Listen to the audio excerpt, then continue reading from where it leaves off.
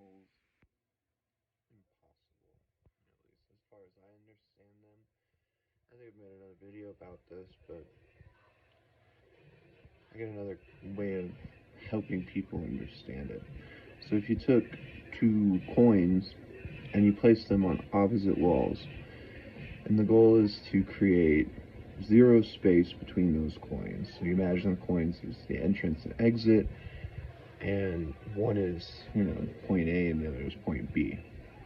And so the typical explanation is taking a piece of paper, folding it, and then you're bending space in time and bring those 2 points together. So with this then, how can you bend 2 coins or 2 walls or an entire building to create zero space?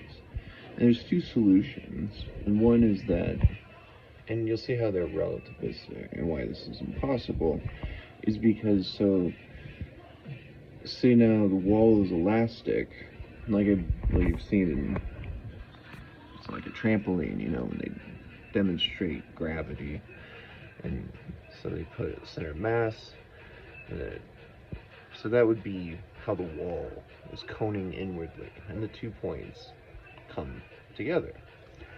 Now there's zero space between them. However, all of reality now connected to that gravitational frame is all stretched out. So you would have to stretch reality halfway or whatever distance so that you could travel safely. But what would that do to matter? I mean, how much energy it would take to stretch all the matter between 2 points in space? It's astronomical, right?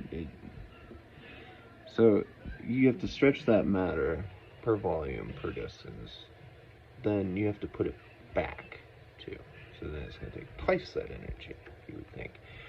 Or you can look at it like this too, which is what I think is that it's a misinterpretation of the calculations, that now you take those 2 coins, if we don't stretch matter, it's a lot easier to say take that energy and create zero space in between those 2 points, like shooting a laser beam, except it'd be the opposite. It would remove all space, all matter in between those 2 points, which then says because there's no space, that theoretically you have zero distance to travel.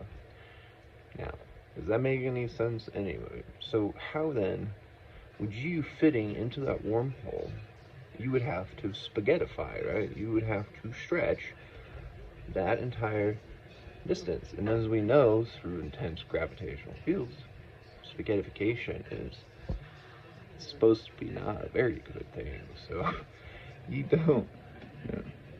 It's a misinterpretation of data. So when I said it's relative, you're going to have to spaghettify the universe to bring 2 points closer together for zero space. Or you can look at it oppositely and have 2 points where then in between is zero space.